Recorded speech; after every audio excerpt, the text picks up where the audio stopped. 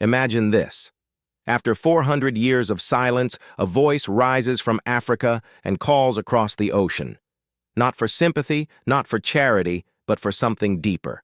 For family, for blood, for a reunion that history tried to erase. The voice belongs to Captain Ibrahim Traoré, Burkina Faso's revolutionary leader, and his words are shaking the world. He is not speaking to Europe, not pleading to Washington, not negotiating with the IMF. He is speaking to Black America, to people who were stolen, scattered, and told they no longer belonged. His message is simple, yet powerful. You were stolen from us, but you were never forgotten, and now it is time to come home. This isn't the kind of speech you'll see covered in mainstream media, because what Traoré is saying terrifies the West. For the first time in centuries, an African leader is not just calling for sovereignty within Africa, he is calling for the return of Africa's children, for the global Black family to reunite and rewrite history. This is not charity, this is not politics, this is power. According to reports from independent African media outlets, Traoré recently held a secret gathering with more than 50 Black American professionals, engineers, doctors, entrepreneurs, and artists. They weren't invited to tour Africa as guests. They were invited as partners, as visionaries, as family members returning home. That meeting, sources say, was so impactful that French intelligence began monitoring every participant. In fact, some say Traoré's life was threatened for daring to make such a bold connection, but the message had already spread. The seed was planted. Imagine a Silicon Valley engineer, tired of being overlooked in boardrooms, suddenly realizing he can build Africa's own tech hubs from the ground up. Imagine a world-class surgeon, frustrated at fighting for inclusion in someone else's system, discovering she can design entire medical schools for her own people. Imagine financial experts, entrepreneurs, and scientists coming together not in isolation, but in unity, with a $75 million investment fund already flowing into African communities. According to Pan-African economic analysts, this fund is not controlled by the IMF or the World Bank. It is not dictated by Washington or Paris. It is fueled by diaspora capital, by Africans in America, the Caribbean, and Europe, deciding that their wealth will no longer feed the very systems that oppressed them. Instead, it will build schools, hospitals, energy grids, and tech centers across the African continent. This movement is not symbolic. It is concrete. In Ghana, projects have already begun welcoming diaspora returnees. In Senegal, renewable energy partnerships are forming with Black American investors. In Burkina Faso itself, plans are being drafted to host 10,000 Black Americans by 2025, offering land, opportunities, and partnership in the nation's development. It is a reversal of history. Where once people were stolen from their homeland, now the homeland is opening its arms to welcome them back. And it is not just about economics, it is about healing. 4 centuries of generational trauma do not disappear overnight. But when a Black American walks through an African market and hears a language that feels familiar, when they see faces that look like their own in every direction, when they realize they are not a minority but part of a vast majority, they begin to heal. And that healing terrifies those who profit from division. Because if 50 million Black Americans, the most powerful diaspora community in the world, rediscover their connection to 1.3 billion Africans, then the balance of global power shifts forever. According to a 2024 report by the African Development Bank, the combined economic potential of diaspora African partnerships could rival that of entire European states. That is why French intelligence panicked. That is why the Western media tries to bury these stories. That is why Traoré's words are more dangerous than any weapon. Listen carefully to his challenge. You were stolen from us, but you were never forgotten. And now, it is time to come home. These are not just poetic words. They are instructions. They are a roadmap. Already, fintech companies are being co-founded by Black Americans and Africans.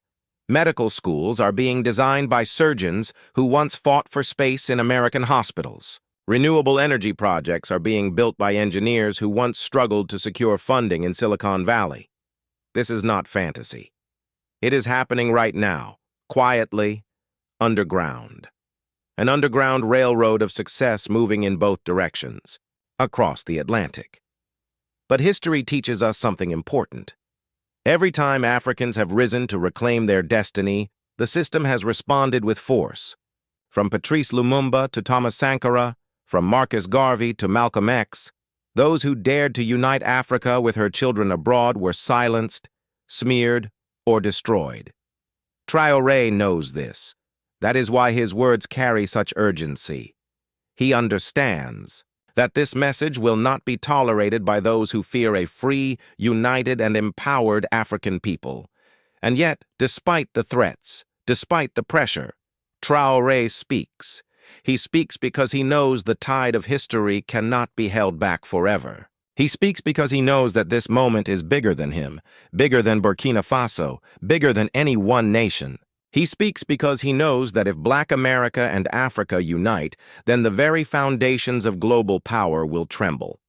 According to diaspora advocacy groups, more than 300 Black American professionals have already expressed interest in relocating or investing in African nations within the next 2 years. Some have already made the move, creating tech startups in Lagos, medical programs in Accra, and cultural exchanges in Ouagadougou. These stories rarely make headlines, but they represent the beginning of something profound. A family reunion 400 years in the making. And make no mistake, this is not about charity. Traoré does not ask Black Americans to return as saviors, nor as donors. He asks them to return as equals, as partners, as builders of a shared future. He asks them to remember that they are not guests in Africa. They are heirs. Heirs to civilizations that built pyramids, mapped stars, created medicine, and laid the foundations of mathematics long before Europe claimed discovery. Heirs to kingdoms that thrived before colonization. Heirs to a dream of sovereignty that still burns. For many, the question is, can this really happen? Can people scattered across continents, separated by centuries and shaped by different experiences, come together as one? The answer, Traoré insists, is yes. Not only can it happen, it must, because the alternative is to continue living under systems that exclude, exploit, and erase. The alternative is to remain divided while others profit from your disunity. The West will not sit idly by. Already smear campaigns have begun. Already whispers of sanctions, of destabilization, of covert operations are spreading. But Traoré is not backing down, because he knows the power of the story he tells. And that story is not his alone. It belongs to every African, every Black American, every member of the diaspora who has ever asked, "Where do I belong?" The answer, he says, is simple. You belong here. You belong home. So picture it.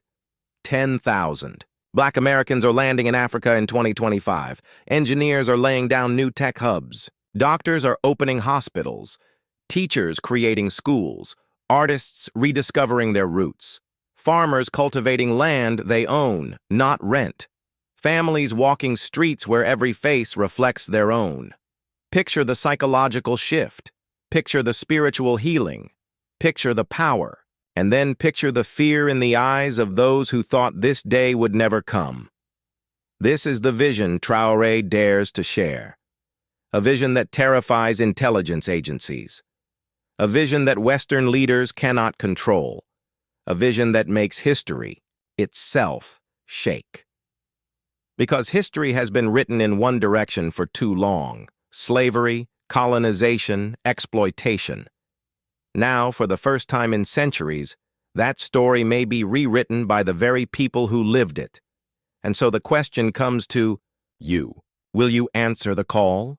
Will you stay in systems that will never fully embrace you? Or will you accept Traoré's challenge and join a movement that could reshape the world? This is not a rhetorical question. It is the most urgent decision of our time. Make sure to like, share, and subscribe to our YouTube channel.